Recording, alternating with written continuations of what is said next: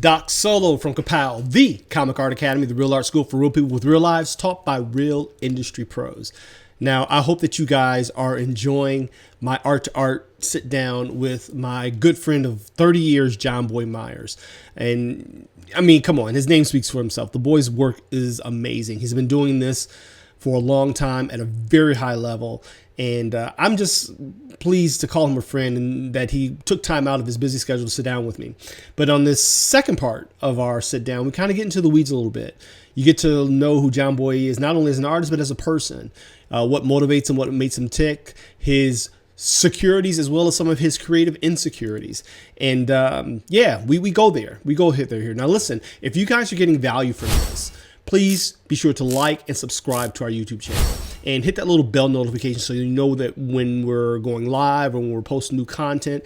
And if you like more of these conversations and you have somebody that you might want me to sit down and have an art-to-art conversation with, leave a comment below and we'll look into it. And so we got some great guests coming up here in the near future. 2024 is going to be a big year for Ka-Pow as we roll out some new learning initiatives as well as some options to kind of make it more accessible to those of you who really want to learn the comic craft and visual storytelling. But right now, here's part 2 of my sit down with my good friend, my boy, my broski, Jonboy Meyers. Check it out.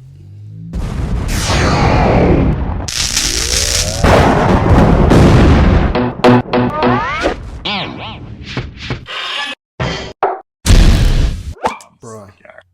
But to your credit, as again, I'm my character meter is finally attuned. It had to be with what I did for so long.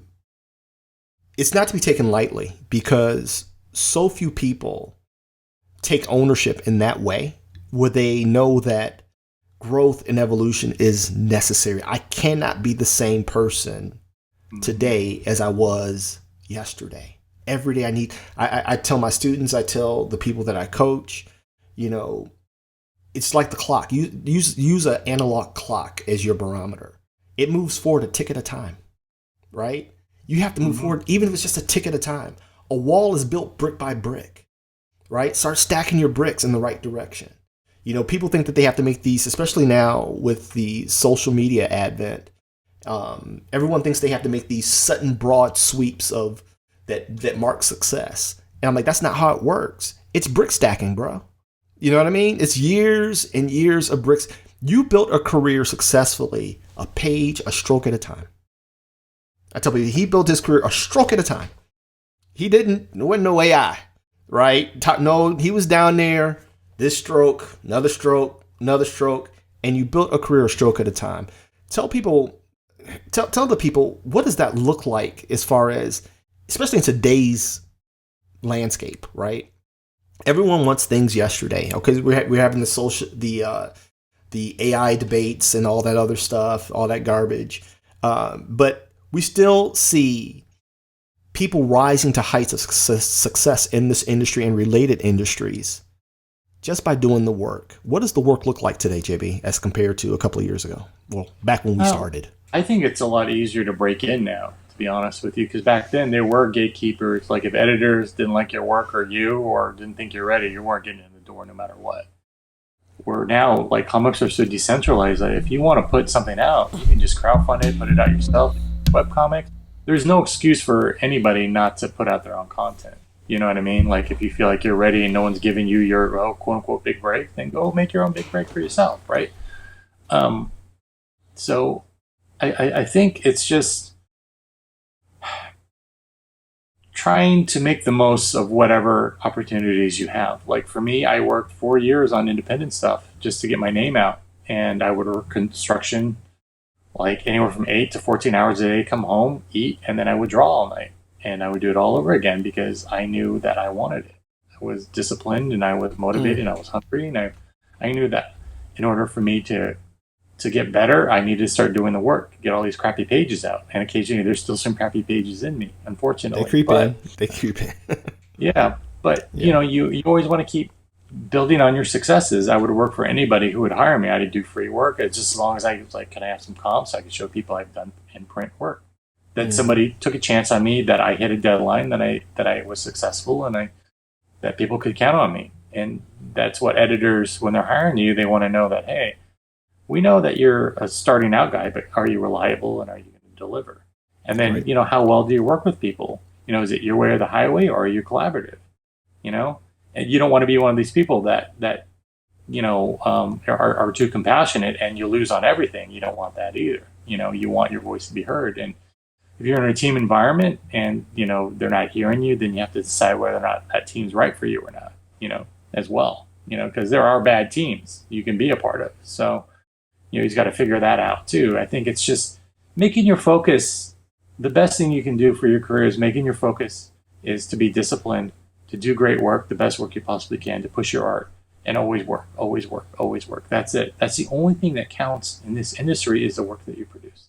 That's it. At the end of the day, that's what you're judged on. They're going to pull out your artwork and say, wow, does this cover you do? What did it sell? X, Y, Z. Okay, cool. We can have you do more cover work because we know you're a proven talent.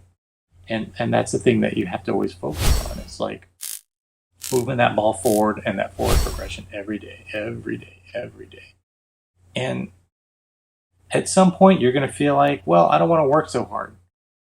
And I would have to tell you that you got to be careful of that, because being in this industry, you're always going to have to, it's always about hard work, and it never ends and it never stops. So knowing when you want to take a break and then when you want to bow out are two different things. So just be careful of that. You know, celebrate your victories when you get them, but then like roll up your sleeves again and get back to work. Say, okay, what's the next goal for me? Well, all right, well, I did this. Now I want to graduate from the kids line. I want to work on the regular line now. So what do I got to do for that? Okay, I'm going to put a bug in my editor's ear and say, hey, look, like, let me know when I can draw the regular Spider-Man series, so I don't have to work on the kids series. I want to do this. I want to do that. I want to do that. But you got to show them that you can do it. You can handle it.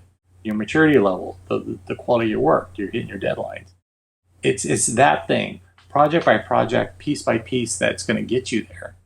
You know, and it really is about consistency. You know, repeat successes over and over and over again. You know, because the main thing in baseball is what win games is not superstars. It's base hits. It's base hits, getting on base. If you can get base hits 70% of the time, you're going to win the game. Facts. That's it. That's what counts. And it's not glamorous, and it's not like, oh, but that's what counts, is that forward progression. And it's inch by inch. It doesn't have to be mile by mile, because usually mile by mile, sometimes you don't appreciate it because you get there too fast. When you get there too fast, you think it's all you. And it's not all you. It's all these other people that gave you these opportunities. But you don't look at it like that. You think it's all you. Right. And you don't want to make it about all you, because then when it's all about you, there's no room for anybody else. All the people who helped you are going to feel like, wow, okay, wow, you just did it all yourself. You're a self-made man. There's no such thing. There's no such thing as self-made person. No such thing. We've always had people there helping us every step of the way. Whether it's the people who inspired us or the people who directly held our hand and said, this is an editor. Look, you need to meet this dude. This guy is perfect for your book. You need to give him a job. You know, that's probably what got you in the door too. But you can't rely on those opportunities. You got to be so good that they can't ignore you. That's the thing that you want to aim for. You know what I mean? So just aim for that. Shoot high. Chances are you might not make it to the moon, but you might hit it halfway. And that's more than most people. You know, don't settle for mediocrity. Don't settle for good enough. You know, like, if you believe that you can do better, then do better. You know, challenge yourself to do it. You know, if your favorite hero, art hero, like Jim Lee, works 10 hours a day, work 11 hours a day. Oh, well, I work a second job. Well, hey, you know what? Then find a way to make it work. Sleep less. You're young. You can be all right. Sleep less. You know, like, you gotta build a mind. It's really about, comics are really about, in any industry, but this in particular is about your mindset and your discipline, and whether or not you have it or not.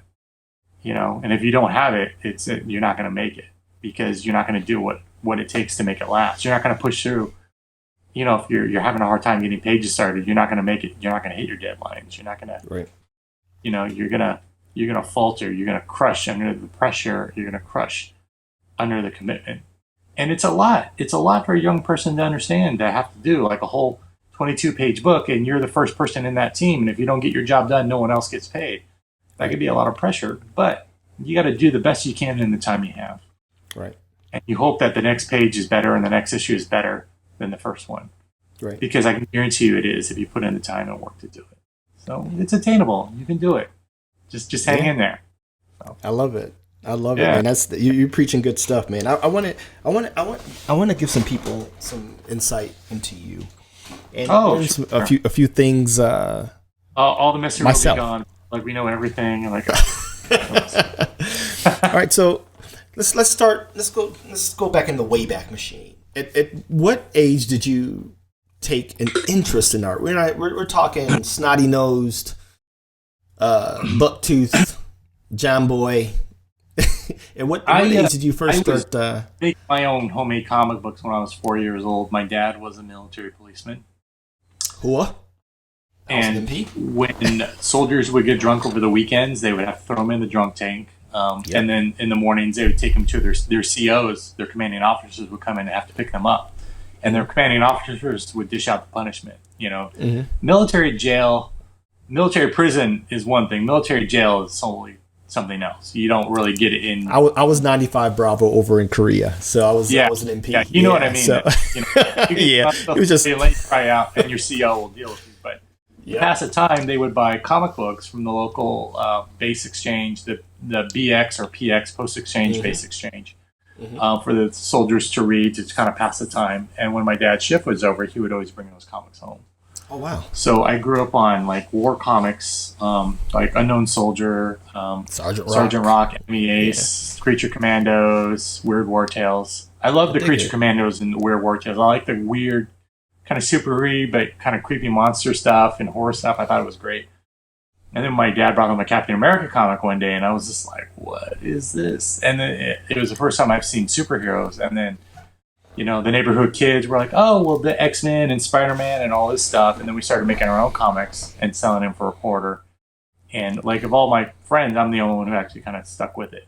And I've been doing comics pretty much ever since. I mean, like, you know, I was at my first convention was when I was 16. I've been doing shows ever since, like, every year since I was 16.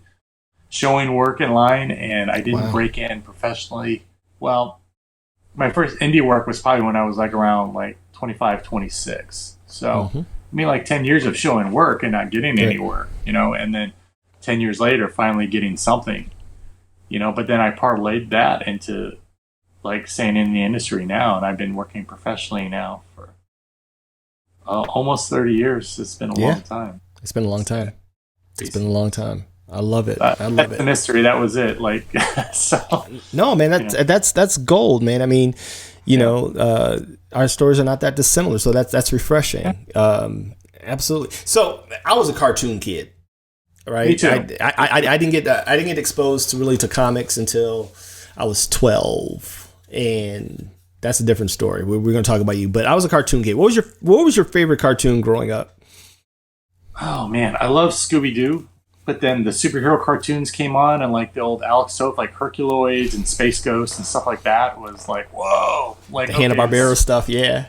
Yeah, like that's when I discovered Captain America around that same time. So superheroes was pretty much my jam from there on out. Well, like, you know, Saturday morning was a thing for us, and then we got into that was an event, like G.I. Joe and Transformers and He-Man and Thundercats and Spider-Man and His Amazing Friends, all that stuff. The quality of animation went up. And then during that same time, I discovered like Dragon Ball Z, and then Ninja Scroll was like super instrumental. Like Ninja Scroll probably had the biggest impact on me as an artist, because style wise and content wise, it was just, it wasn't for kids, but I was a kid watching it, obviously. So I wouldn't recommend showing this to your 10-year-old. So, but I mean, it was instrumental in me because that's stuff that I wanted to do. Like that instantly, like I gravitated to stuff like that because the sense of motion, the dynamic action, just how well drawn it was, the storytelling, everything was just that's what kind of did it for me. And it really made a huge impression on me. And that's when I discovered Michael Golden and Arthur Adams and all these guys. Mm-hmm. And from that point on, those are the only guys I really looked at. Like that was it. That was like anything they picked up, any cover that they did or any book that they had or whatever, I would pick up and just kind of devour and kind of like redraw and try to draw like that and try to like, okay, how did they do that? And what were they thinking? And all this stuff. Like it was kind of like a deep dive into all my heroes. Like, okay, what do I need to do to attain this? What can I like, okay, well, if they could do it, I could do it. Because then you hear all these stories when you're reading like comics, scene, like Arthur Adams broke in when he was 16. I'm like, I was 12. I was like, all right, I can break in. Yeah. Right. Like it was, that's a thing. It's just like when you hear these things, it's like, it lets you know that, wow, if you work hard, this stuff's attainable.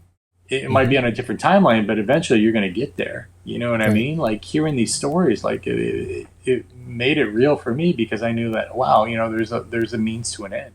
It took me 10 years, but I didn't quit. I didn't give up. I didn't blame anybody for my lack of success or not getting there. I'm like, okay, I'm going to get there, and I did. And it took me a while, but I made it. And what I'm trying to say to anybody who wants to do this or is serious about it is anything that it's attainable. Like, if you want to do it, you can do it. Like, I love it. Don't quit though. Don't get discouraged because like, I think for me, because like we talked about Dion, like Dion Knuckles is probably super like one of the most talented guys I know, and he'll be on here next week. Yeah, I'm in the slot. Dion, Dion had a similar experience where a lot of discouragement, and I wish he would have just stuck with it because that's the industry testing you how bad you want it. It really, really is testing you how bad you want it. Because I really think Dion probably could have been one of the comic book greats in the industry if he wanted to, and no argument here. Yeah, in my mind is like still like, God, even then, like this is like 20 years ago. That guy was just like the stuff he was cranking out was ridiculous. It was absolutely ridiculous. It was ridiculous. But it's different for everyone because like we were talking about, we always have different pressures and different commitments. And, when you have a family and then you're like, okay, well, things aren't viable at the moment, then you go for other opportunities. Because I worked in games and I worked in animation too. And like games paid extremely well, It's just, I found there's a surprising lack of integrity in that industry more so than anything else. So it's like, I can't work with people here because it's just like, they're going to lie to you every time. And for me, it's like, dude, don't tell me something and don't deliver. It's like, I can't. Right. So, I love it. You already answered the next question about your influences. No, you already answered that. You got me. That was the next one. So for you, we all have this very seminal moment, I think, as creators where we get affirmation or validation from a person or persons. When or who was that moment for you? That validation that you're really good, kid. You got something here. I think it was when I left Riot Games to go back into comics, and I was feeling pretty low. And I didn't leave without a job. Like, of course, like DC Comics was talking to me about doing more stuff. Like, hey, come back to comics. We'll put you back on stuff. And then I met Todd McFarlane at a San Diego Comic-Con. We talked for about 15 minutes, and he really liked my work. And then 2 weeks later, he called me and hired me to work on Spawn. At that moment, I felt like, oh, wow. Like, this is one of those things where things that we thought were bad in our lives turn out to be something good, And I felt really uplifted at that moment because, for me, I was just praying, like, is this the right decision for me to leave games and do all this? Because, I was making, crazy money.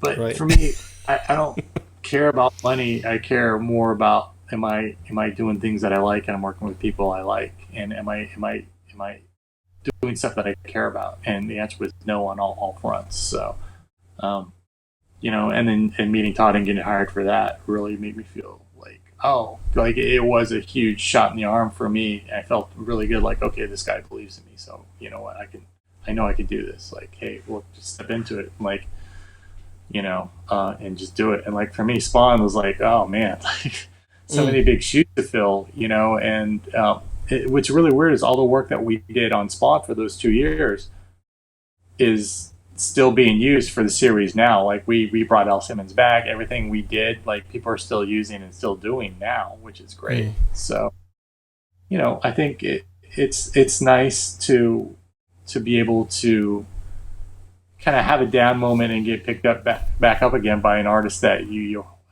hold in the most highest regard, and them telling you that they really like your work and they want you to work on their career own thing. It's like that's huge. It was great, and I'll always be thankful to Todd for that. Like, it was pretty life changing for me, because then, like I told DC, like, well, I have to turn this job down because I'm working on Spawn. Like, oh yes, go ahead and do that, of course. Like, of course. It's like, can I drop your name to get Todd on here? He probably. So here's the thing about. I'm just joking. No, this is something you need to know about Todd. Todd does everything.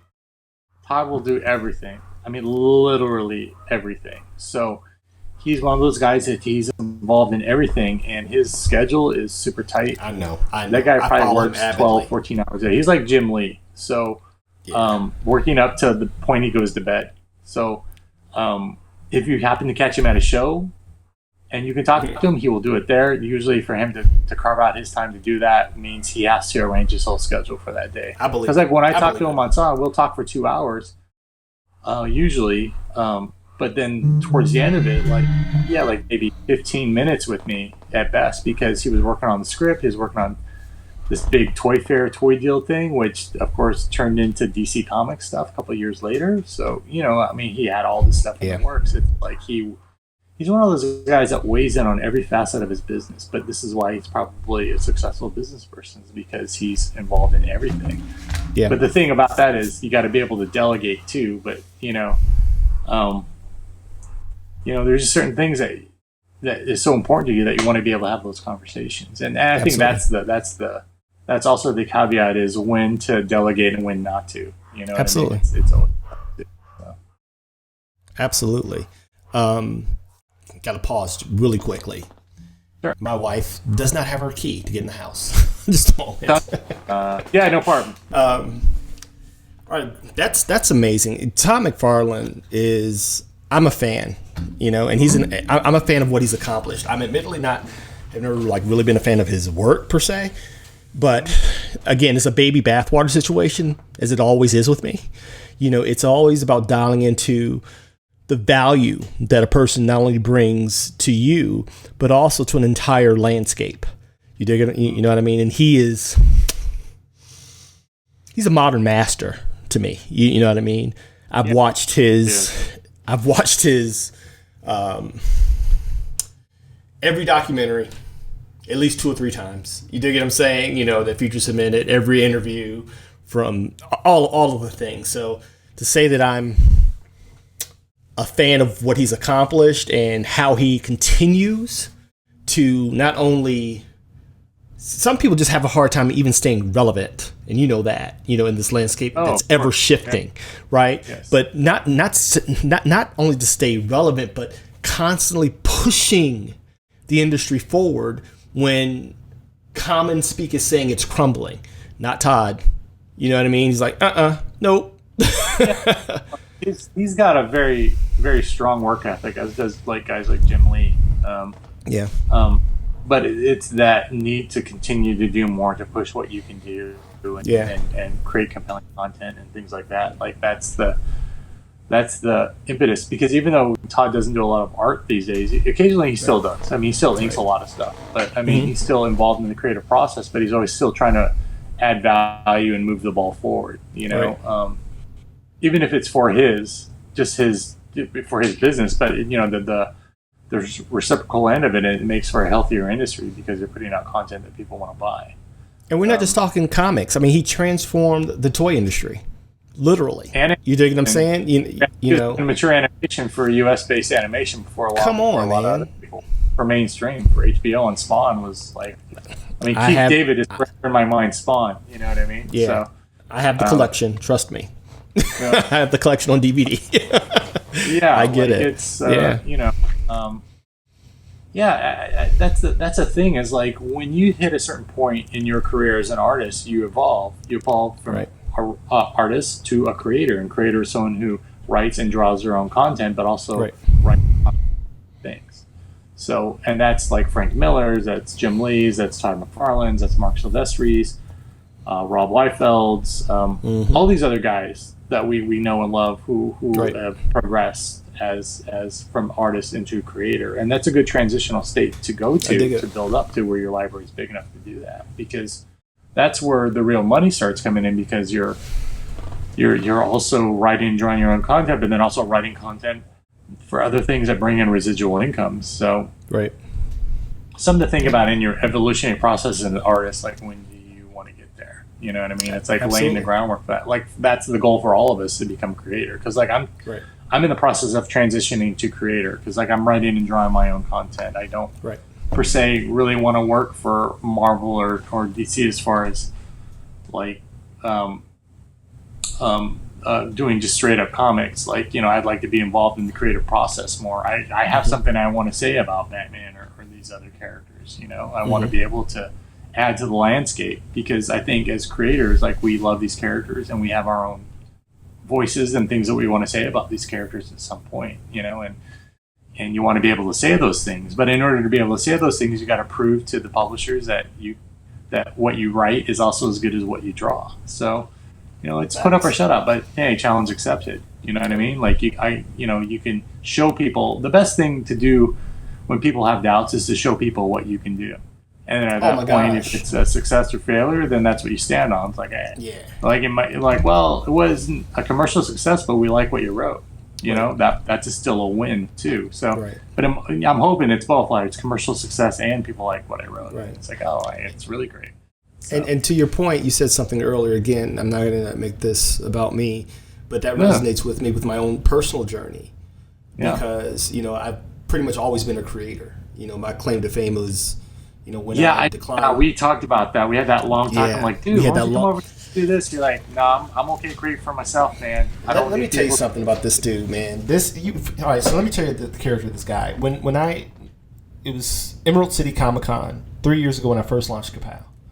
And I saw you down there. You had a signing scheduled, and I ran down there, and you're like, "Where you at, Solo?" And I told you where I was, because, you know, it was a Tower Babel situation where everything's in different buildings, right? Oh, no. Right. And this guy, he had a signing scheduled, and he came to my table. He found me, and you sat there, and my wife remembers this. I don't know if you realize how long you sat there just to catch up and, you know, check on your dude. You were there for almost 45 minutes, man. You were there for almost 45 minutes. I'm like, Jonboy, you got to sign. He's like, oh, they'll be there when I get there. He's like, I don't get to see you often. They'll be there when I get there. And I was so humbled by that. You know, I was stressed. I'm like, you know, you got a signing, Jonboy. He's like, you have to go. Like, No, I mean, like, for me, it's just nice to catch up with friends, because, like, I don't really get to see you, but, like, maybe once a year if I'm lucky. You know, and like, if we're having a really good conversation, like, I'm not going to do a disservice and cut that conversation short, because I'm probably getting something out of it too. You know, as much as I talk about encouraging people, you know, I want to be encouraged too. And I want to hear about, like, the successes and victories that my friends are having, and that motivates me to do more, because, like, hey, man, like, Solo's doing this. What's your excuse? And I'm like, oh, man, yeah, you're right. Like, let me get off my ass and start producing, because, like, I love it. You've got, like, multiple businesses that you're doing, and ventures, you're running a school, doing all this other stuff. Like, dude, I'm not doing that. What's my excuse for not being successful? Yeah, you know what I mean? And it's funny, because it's almost like, you know, it's an iron versus sharpens iron situation. Yeah, it does. Yeah. On the flip side, I'm looking at you. I'm like, you know what? Like, now I'm exploring, like, all the things that I couldn't do because of the responsibilities that I had and the choices that I made. You know, Thomas Sowell said, you know, it's not even about right or wrong. It's about trade-offs.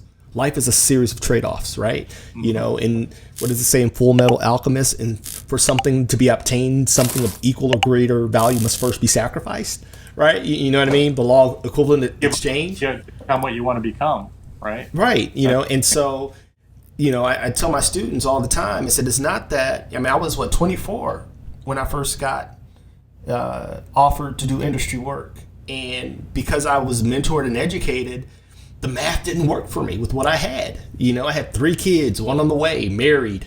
You know, I had just gotten a government job in law enforcement, and quiet as kept. I knew how much artists were making, and I was making more. And this was before, artists, especially if you sign an exclusive deal, there was no medical, there was none of that. And I had kids. I'm like, I can't do this. I want to do this, but I can't. It's not what you think, my friend. It's not. I've signed 2 of those. It's not what you think. But it was the timing thing, and then you picked well. You picked well. That's what I'm saying. Well, thank you. It's something I tell people not to show any type of virtue in it. It was hard. You know what I'm saying? It was hard because Todd had shown interest in my work. At the time, Bo was working with him. And Todd had graciously reached out to me. And I couldn't. It was one of those things that was heart wrenching. You know what I'm saying? Now looking back, hindsight being 2020, I'm good with it. I'm good with where I'm landing. My kids are healthy.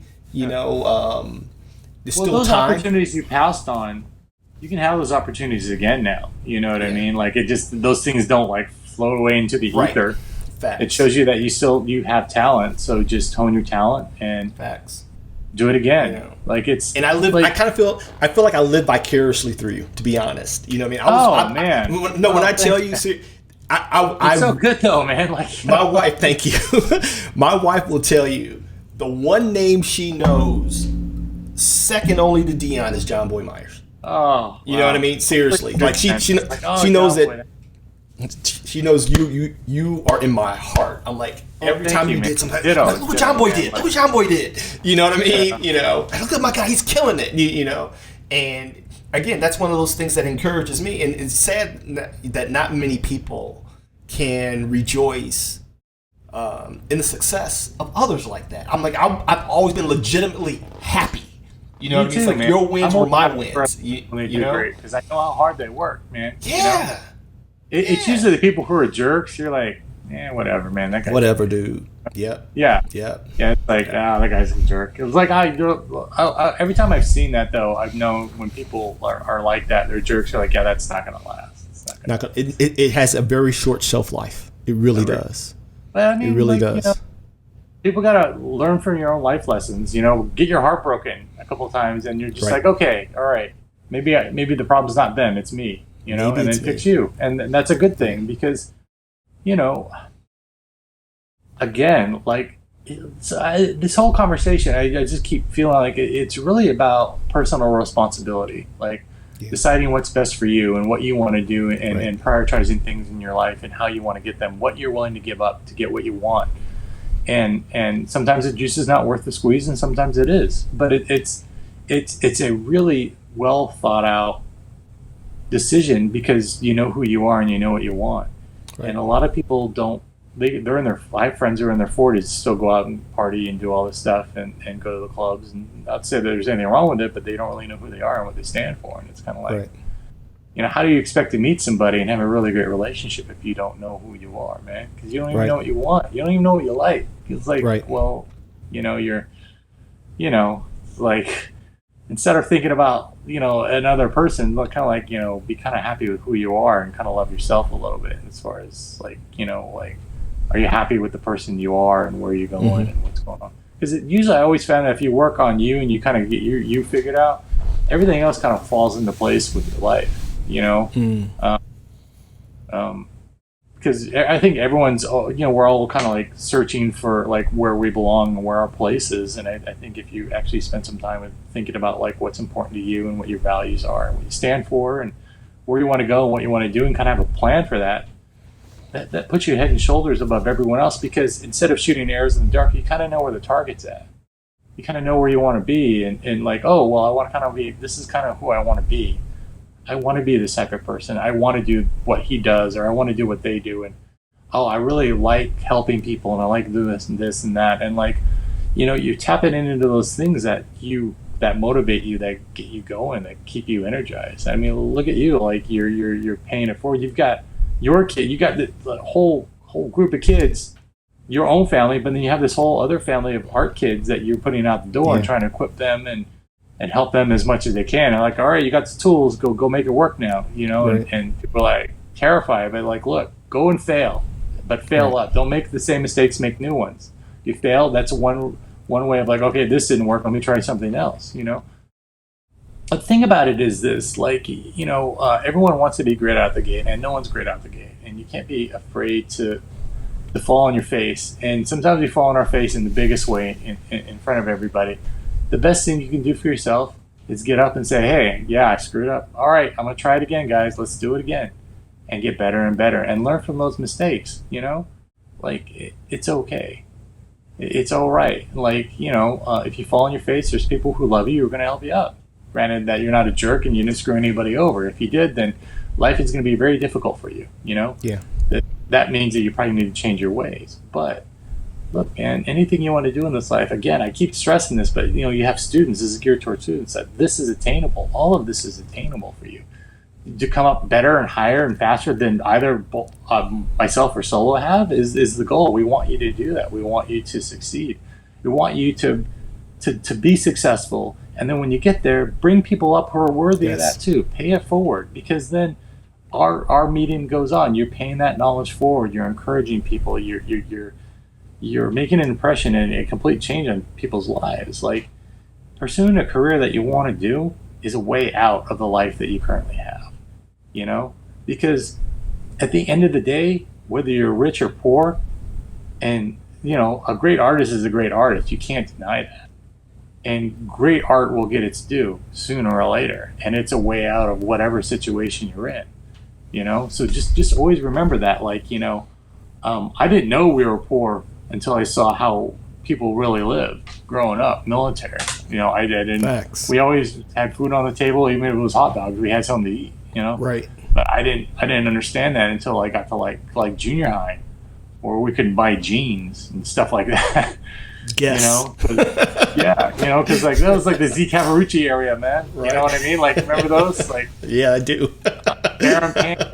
God forgive me for wearing those, but like, I do. Oh man, was I high? But anyway, it was all these things that, you know, you don't realize that you don't have anything until like, oh, the world's telling you that this is what you need, but then you kind of figure out like, oh, you know, but there's a means to an end. You know, like I like in high school, I would draw people's art homework and I'd get paid for it. So that helped me buy my jeans. So you've always been a hustler, huh? Well, you know what? Like, if there's a need, here's the thing: if there's a need and I can do something to fulfill that need and fill that void and financially make some money and provide stuff for myself and my family, then you should do it. As long as it doesn't hurt anybody and it's not illegal. No, the hustle's real, man. I mean, the hustle in the hood. It's morally flexible. They're technically getting graded on it, but like, hey, man, like that's practice. I'm getting paid to practice and hone my skills. So okay, I dig it. I dig it. Yeah. When all right. So as artists, we're always our own worst critics, right? Both on the positive and the negative. Yeah. But in the loosest sense, as best as you can, because I already know. So let me frame this for you, because I already know what the answer is going to be. So I'm trying to force you into a real answer, right? That is a little bit more not on the nose. But in the loosest sense, when do you feel it began to kind of click for you as an artist? Because we're always gonna say, I'm not there yet. You know what I mean? But in the loosest sense, and you say, you know what? I think I can. As honest as I could be, I just feel like my work is just now getting interesting. And I've been at it for almost 30 years now. So I just feel like it's now getting interesting. I feel like, oh, okay, well, I'm now starting to kind of get it. Right. Like, you know. See, I knew what the answer was going to be. I just feel like, you know, I'm not quite there yet. Like, I still struggle. There's stuff I still struggle with, you know, and I want to work through. And, you know, I want to finish up my creator own. There's a lot of stuff that I'm doing. I just feel like, well, you know, there's still a lot of areas in my life that, as an artist, that I just want to get better at. Like for me, you know, working at drawing women's faces is still a really hard thing for me to do, and trying to come up with that perfect pose the first time around, like at the first shot, is still tough, you know, because like I watch other people do it, and they're like, first time, first try, it looks awesome. Right. Like I'm more like a 8th, 9th, or 10th type of guy, you know. So I really, you know, I'm hoping that gets easier, but it doesn't. So I'm loving it. I feel like I'm just still a work in progress, man. I'm not there yet, you know. But to me, that's the bona fide artist curse, in my opinion. I call that the artist curse, right? It's Right. like we're chasing this forever carrot. You know what I mean? And I think Matthew McConaughey said it best, and I kind of, appropriated it as it pertains to the craft for my students is, when he was asked, who's your favorite actor? He said, me 2 years from now. Right. And now 2 years from now, ask me 2 years from now who that is, and it'll probably be the same answer. Michael Jordan will say the same thing. He's his toughest opponent, and I think we should be hard on ourselves because that's what pushes us forward.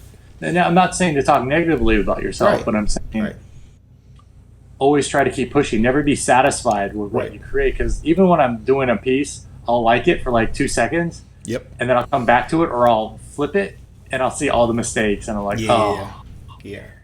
I always, when I used to train athletes, we also own a gym, but there was a time when I was training high-end athletes, mostly in basketball and track, and a couple of NFL guys. I used to tell them that you have to be of two mindsets as an athlete. And it's the same way with art. You have to be of two mindsets. You have to have your practice mindset and your performance mindset, right? Practice mindset says, I'm not good enough. And that's what drives your practice. I'm not good enough, got to get better. But when it comes game time, a switch flips and says, I'm the best. Why? Because I put in all that time. You dig what I'm saying? And you can't allow that doubt when it comes game time. No, as soon as game is over, you're back on the practice field. Got to get better. Not good enough. Got to get better. And you live in this constant state. You know what I mean? And so when it's game time, I tell my students it becomes a confidence game artistically. When you're looking at that blank sheet and there's a deadline due, or you say other people are waiting. Now that's where you put in those hours, those 10,000 hours. Now it's showtime. You know what I mean? But as soon as it's over, you're like, okay, grab the sketchbook. Where did I mess up? You know what I mean? But that's the thing, though, is just like we're never quite happy with our performance. And that's a good place, because that shows you that there's room for growth. And you always want that, because it's very easy to see your buddies draw something amazing and you get discouraged at first. Right. But that you should use that as motivation. It's like, you know what? I'm not there yet. I need to keep working. I'm going to get there. I'm going to get there. And you got to believe you're going to get there, because you're going to put in the work to get there. So you're going to get there. Just hang in there. Get there. You're guaranteed. As a developing artist, we're constantly holding, and we're always in a state of development. We're constantly in a state of honing our craft, right? Right. What is the one thing that you would say you learned early as a young aspiring artist that kind of helped you take a major leap in your development? What was that seminal moment that says, aha, a light switch went off? What was that for you? I think it's just trying to do harder shots and pushing what you do. I think if you're telling stories, try to really focus in on good storytelling and try not to do what's always been done.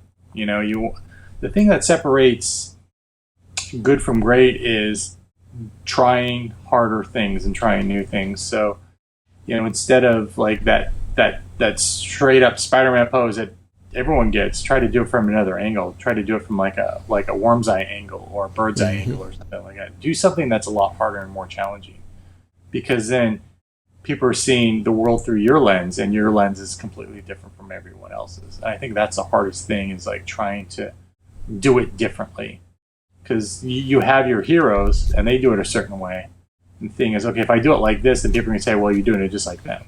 So sometimes, every once in a while, you want to try to push yourself when you can, time a lot to try to do something where it's just something that is just really hard shot to do.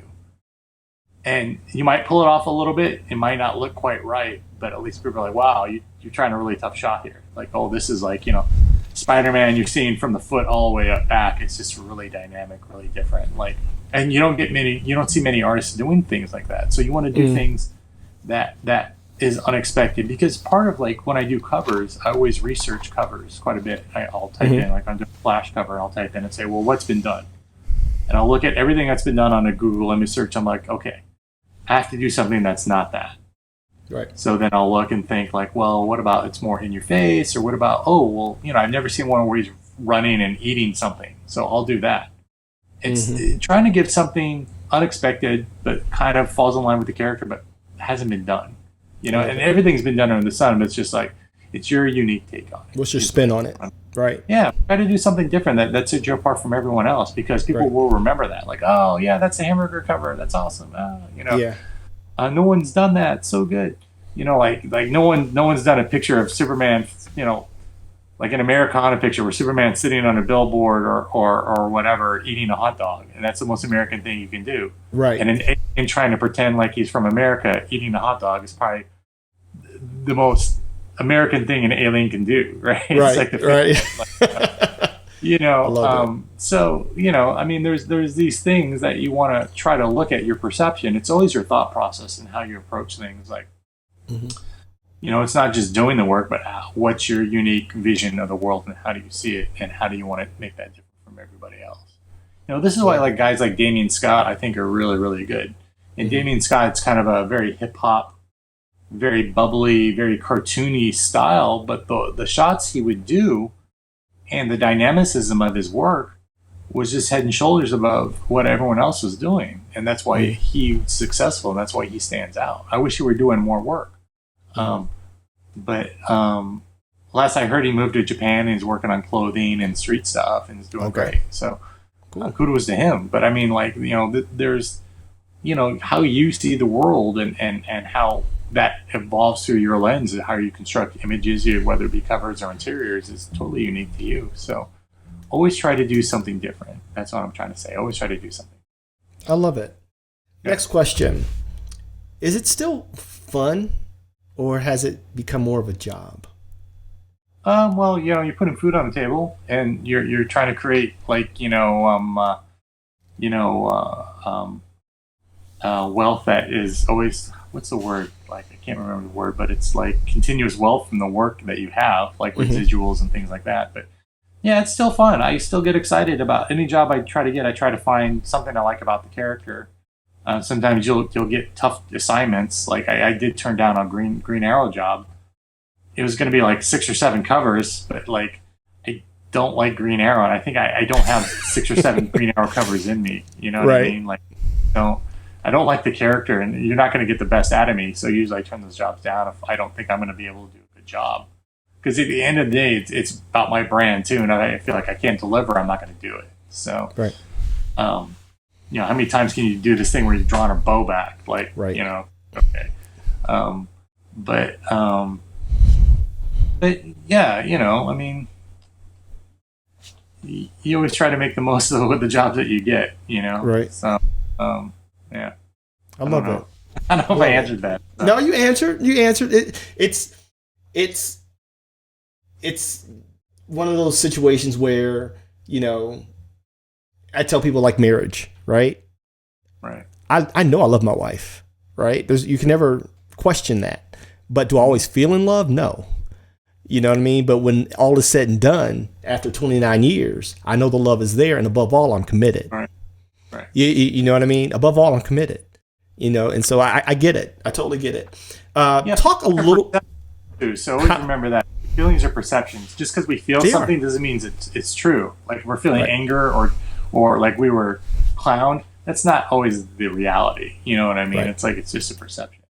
What we think people are their intent is sometimes not reality. Yeah. So I always try to keep that in mind too. Like, when people are critiquing my work, like, is it coming from a good place or bad place? Like, okay, cool. Let's just be constructive. So I love it. Talk a little bit about your creative process and what does a workday look like for you? Workday is getting up fairly early. Used to be working out, and I got to get back into that. I kind of moved. So when you break your I guess your routines, it's hard to put in new ones. So I'm trying to get my routine of when I get up at 5 a.m, work out, and then on the boards around probably 8, 9 o'clock. Work till noon, have lunch, then work again till 5, then hang out, do family time till about 7:30, then back up working till about maybe 10:30, 11 o'clock at night, and then all over again the next day.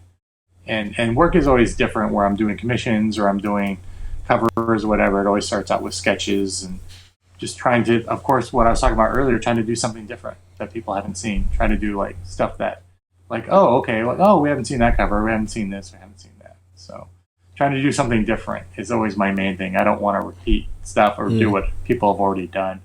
This is why I hate homage covers so much. People do them. I feel like it's cheat. I think every once in a while it's okay to do it, but like if you make a career of just doing homage covers all the time, it's just like, dude, like do better, man. Just do original pieces. Right. How about that?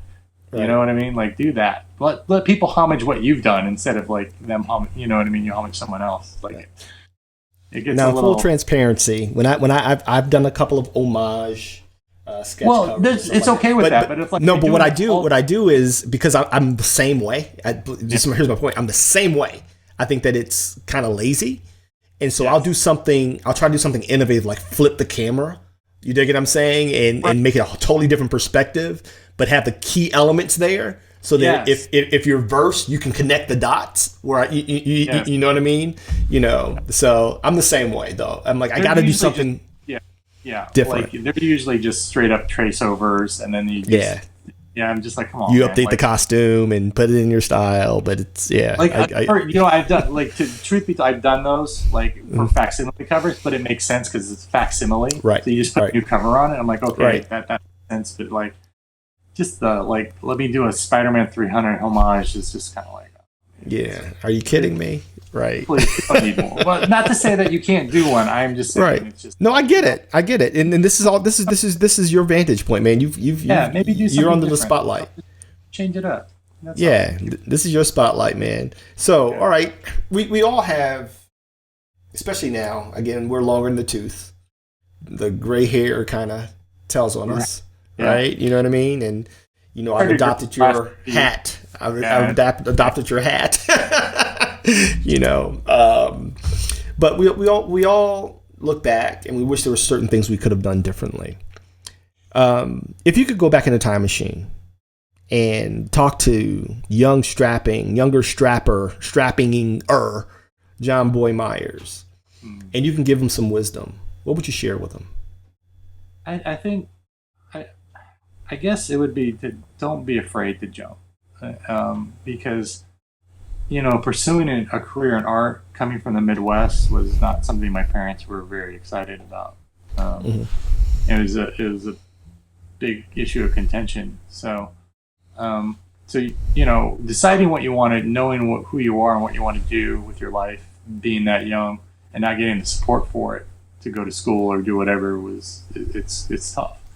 But the thing about it is you can't live your life according to someone else's dogma, which when I mean dogma is like their idea of what your life should be. You have to live your own life, and you have to have the strength and courage to do your own thing and find your own course and go your own way. Because, you know, I think my career is probably 10 years behind everyone else that I know is because it took me a lot longer because I got sidetracked.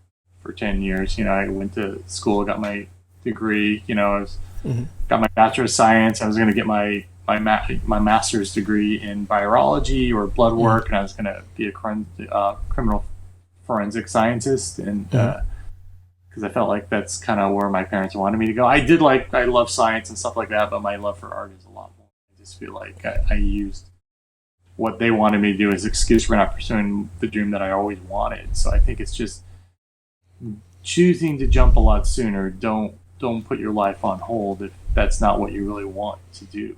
You know, if you really want to go for it and you really want to go to art school and no one's supporting you, well, just go to art school. Just show up, figure it out. You know, live on people's couches if you have to. Do what you got to do. Like, you know, get your school loans or do whatever. And if they're sad about it, you know what?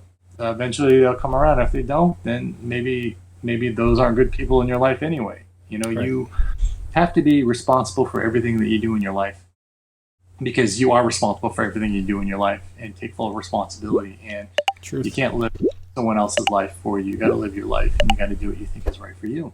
So go out and make your own mistakes. Don't make mistakes, you know, that other people want you to make. Make your own. So that would probably be the biggest advice I'd probably give myself, is to trust yourself and trust what you want to do and where you want to go.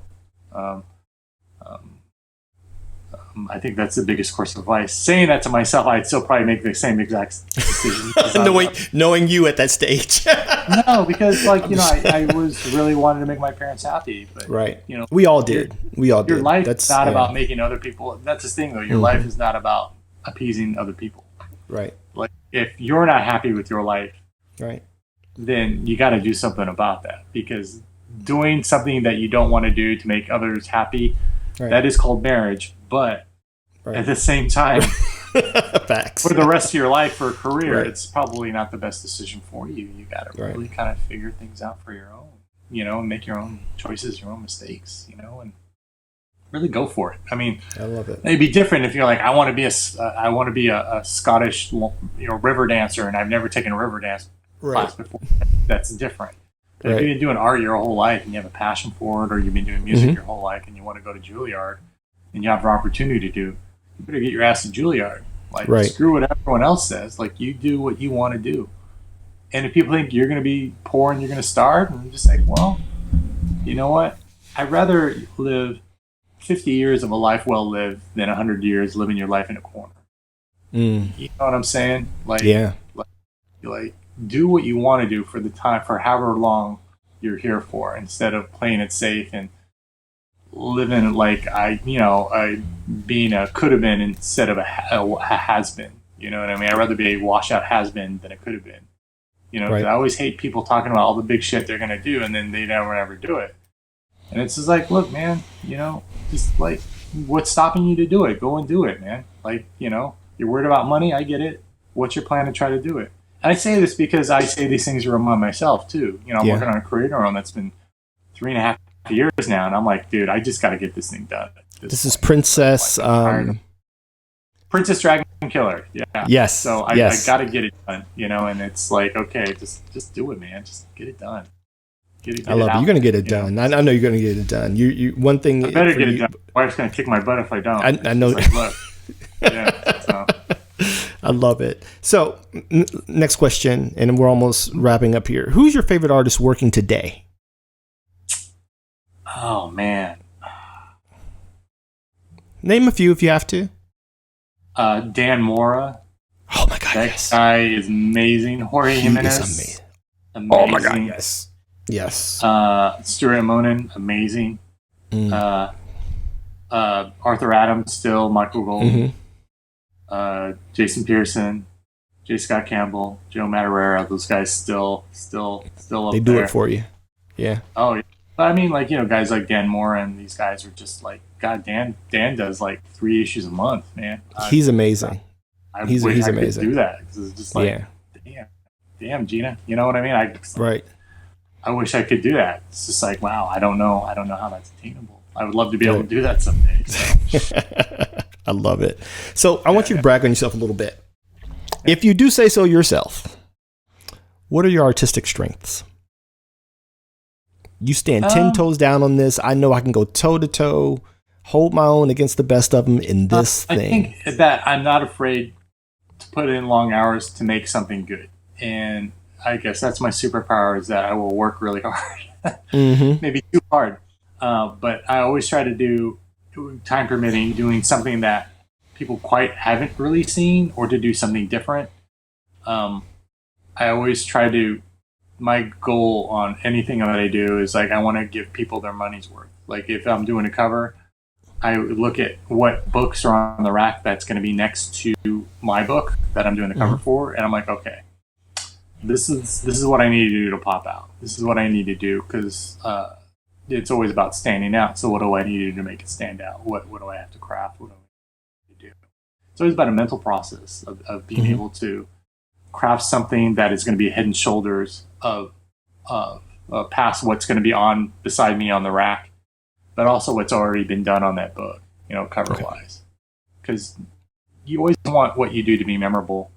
Like, oh yeah, your Venom's so dynamic. Oh, we haven't seen, like, they didn't do these types of like monstery, hunched over, jumped up covers anymore, blah, blah, blah, blah, blah, or whatever, You want to do stuff like that. You want to do something that really resonates and gets people excited about the book. The idea is, like, if I can get you to Like if I'm doing a cover, I can get you to pick up the book and buy the book just for the cover because you think the cover is really cool and you've never seen anything like it, or it resonates with you. Then I've done my job, because then it's up to the interior team to really keep you on that book, like hook you with the story, hook you with the art. So that's it. I think the thing that I do a lot is I try to research, and then I try to do something that's different from what everyone else has done as much as I possibly can. So. Okay. I love it. That's it. I Nothing dig it. special, just hard work. I dig it. So on the flip side of that, let's get that other blade wet. Okay.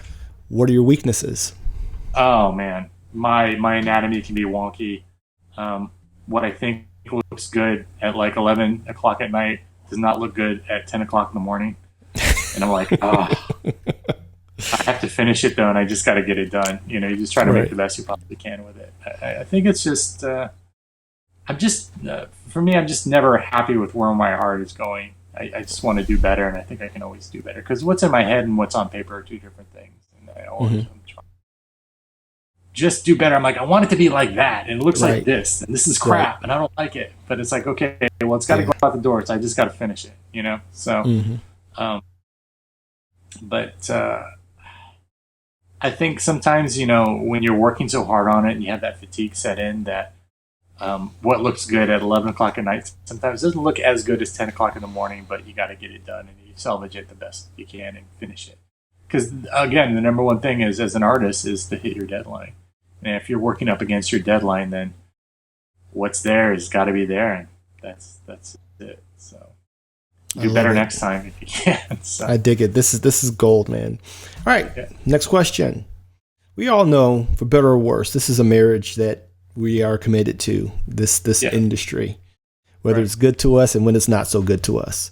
So with that being said, what do you love most about the industry today?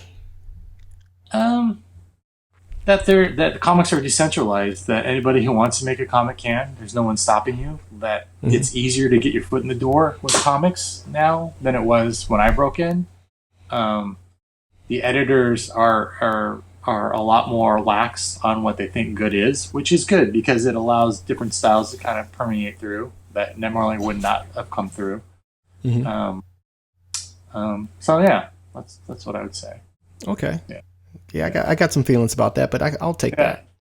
Yeah. Well, I think the thing about it is like the more diverse you can have an art out there, then it shows that Batman can be different styles. Didn't have to look super realistic. Because when I was there, the main thing that got drummed to me is, well, I only hire if you can draw realistic.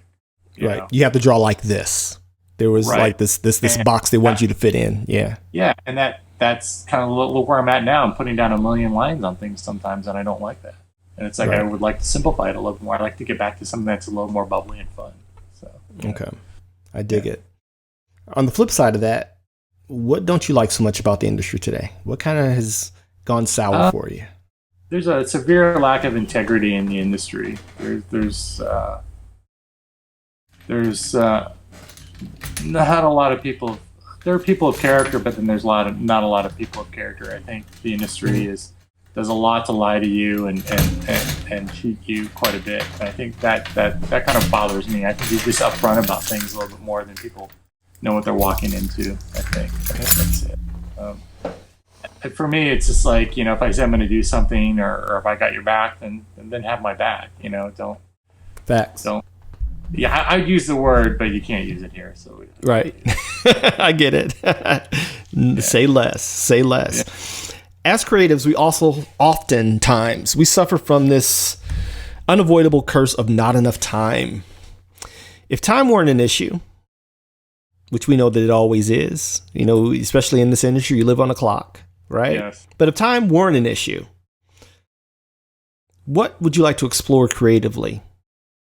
I wish there was a place where you can learn, like Brian Stelfreeze is always teaching people. I wish there was a place where I can just go and like, okay, Brian, can you teach me ink washes for the day? And Brian's like, sure. And I wish there was a place where I can go to do that, to up my game of tricks. Because doing it on your own it can be a little frustrating, and you don't know where to start, and you don't know what materials you really need.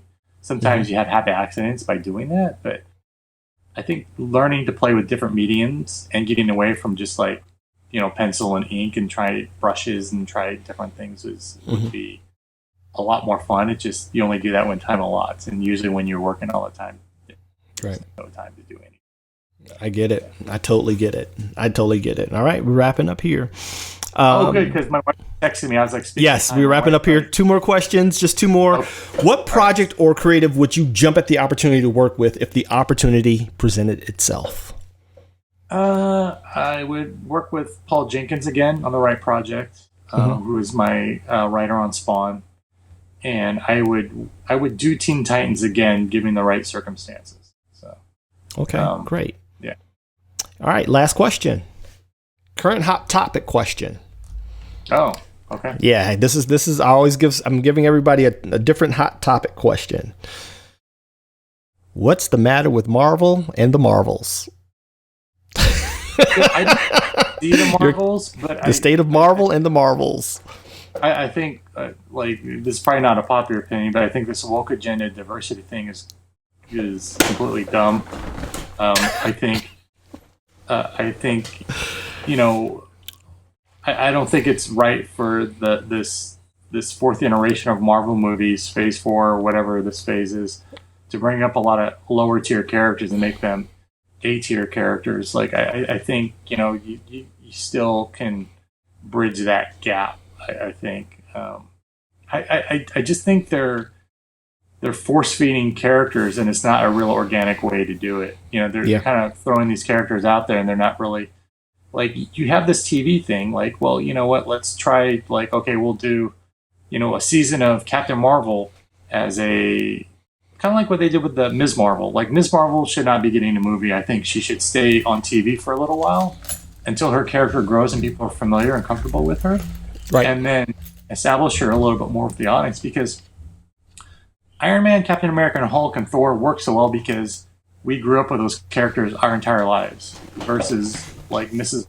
Marvel or like Shang-Chi or the Eternals, which were never really popular characters to begin with. So it's a low interest to begin with. And then you're trying to say, well, these are the next epic characters.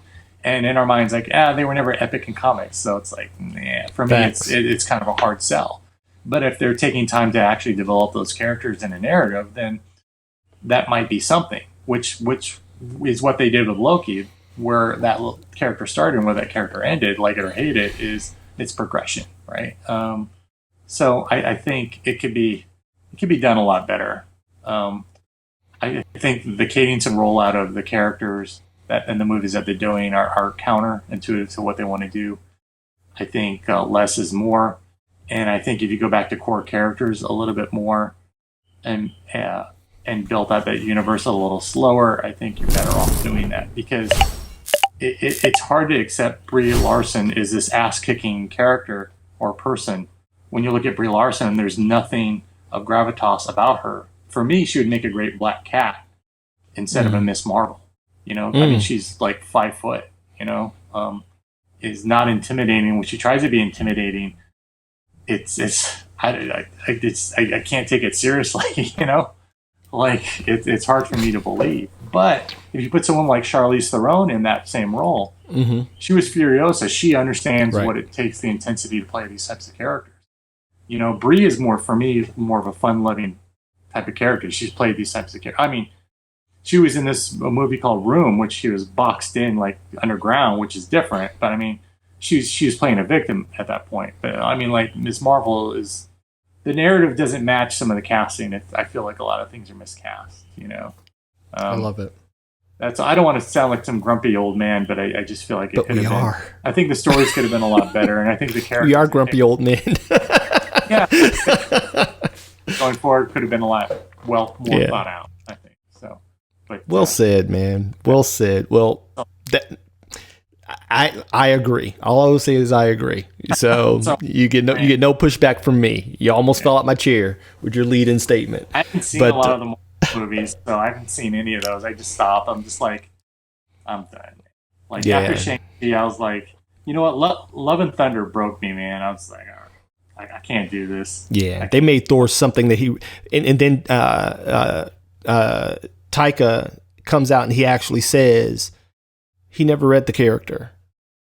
You know what I mean? Like, I'm like, for the money, he's smart. Like, all right. I'm like, okay, that I get it, but that's problematic, and it shows. You know what I mean? Because there was no integrity to what made there has to be integrity to the source material to some extent.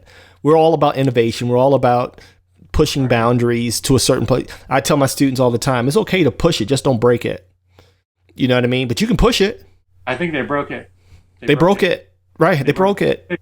Fix it. Like, less is more. Like, let creatives kind of do more. Like, you know what I mean? Like, I think the reins have kind of tightened more with Disney a little bit with movies going forward, because there's always these rewrites and reshoots. Yeah. And that to me signifies a large problem. If you're going in for rewrites and reshoots, then you're just like, you know. Marvel's was editing vomit.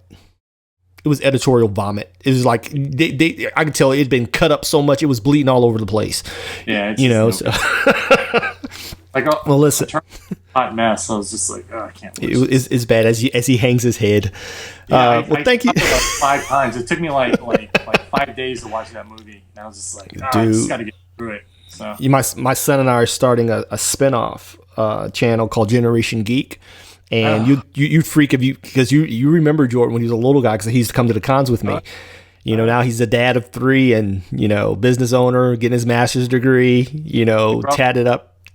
But you'll see him. We're going to actually be doing some commentary on some of the stuff that we see. Yeah, father and son, Generation Geek. And so... Generation. Oh, no. Okay, yeah. No, right? You'll do. Watch an episode. Absolutely. I'm definitely hit you up when it does, man. But... awesome. I love it. You're just like, I hate it. I hate it so much. Hate it. Well, thank you so much, man, for taking the time out. It went a little longer, but I expected it. I was going to try. I was trying to be generous, but it's been so long, and I don't want this gap. I'm going to make it my mission, because I know we're both busy, but I'm going to put the onus on me, because when I tell you I value you, I do. Oh, I value you know what I mean? I value you, and so I'm going to make a more concerted effort to make sure the lines of communication stay lubricated. You know, I'm always here. Just let me know, and I'll be at Fan Expo Chicago next year, so hopefully I will see you there. Absolutely. Maybe you should get a table there, get a booth or something. Dude, I'm actually in the process right now. I'm talking to 2 cons. You know, real sidebar. You know, it's again after 3 years. Granted, we're still a toddler, but we bring a lot of value, and a lot of people don't know that we exist. Well, and so now I'm in the process. Dude, I'm reaching out to these shows now. I had a meeting yesterday that went really good with these convention owners and runners saying, give us 20 feet of space. Oftentimes we're the only school here. Everybody else is selling and guests, but we're the only ones that are actually trying to create new artists. Kubert's not showing up. Local people know that you're there, then they'll probably enroll. They'll probably enroll. I mean, and granted, it's a trade. I'm like, we'll do portfolio reviews, which a lot of people aren't doing. You know what I mean? We'll do panels. It's hard for me during a show because I'm there to sell, and I'm like, hey, because you're there to sell. Right? Yeah. I'm like, but we're the pros that with boots on the ground, that we have the time. It's what we do. You know what I mean? And so so far, the 2 shows that we were talking to have been very accommodating. And so I got my assistant reaching out, and they're going to reach out to the people at Fan Expo. I'm like, yeah, you might get Kubert in New York, but we're in Chicago. Well, you know, you need to hook up at Fan Expo. I can put you in touch with them. The guys please, absolutely. Yeah, I will do that. Please do that. Right. Please do that. And I appreciate you, man. I love you to pieces, bro. You are like there in 5. Like 5. Yes, tell you you'll be there in 5. You are a fine wine. You've only gotten better as time has gone on, man. And it's an honor being in your circle, bro. Thank you so much. The honor is all mine. I'm very happy to chat with you and talk to your students. And let's do this again. So this is to be continued. We will put it on the schedule. Thank you so much. And thank you, folks. This is Jonboy Meyers. Check him out everywhere at jonboymeyers.com. He's got great stuff for sale, and so I can't afford it, but it's good stuff. You know what I mean? Give me all the monies. Yes. Give him all the monies. Check out his website, and he's everywhere. He's everywhere. Facebook, IG. Support him. He's coming out with his Kickstarter soon with Princess Dragon Killer. Dragon Killer, Princess Dragon Killer. So stay tuned. So Definitely, I got to get this new sketchbook. I still have number 2. yes, So I'm working on number 1, new number 1. So. got to get it. All right, man. Thank you guys so much. And as always, listen, life is short. I take that back. He has live, changed. love, and He laugh has as if it were your last John Boy, day. as I said And if in the that's the video, case, the John Boy that was sitting in front of me life was depends not on it. the same John Boy as he was when we were kids. And I wouldn't have it any other way, because he's grown in the right direction, both as a man, as an artist, as a professional. And it's just so refreshing, because you really can't expect that from people, quite honestly. One thing that you can often expect from people is that many of them stay the same in the worst ways. But he has... he's just a great individual. I'm so glad to have him in my circle. And so listen, again, like, subscribe, hit the notification bell so you know that we go live or when we post new content here at Ka-Pow. And if you'd like to learn from us, me and my crazy team here at Ka-Pow, the Comic Art Academy, all the links are in the description. But for simplicity's sake, check us out at teachyoutodraw.com, aka kapowschool.com, whichever one your fingers would rather push.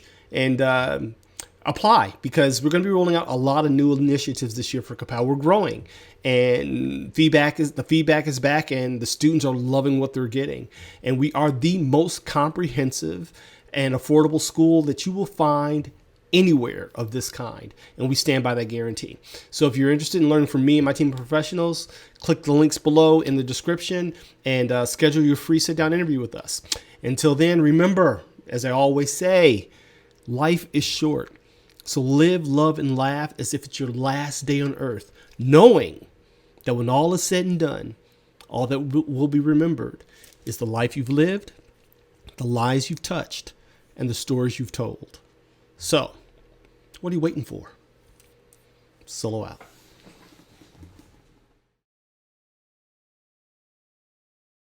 Ka-Pow.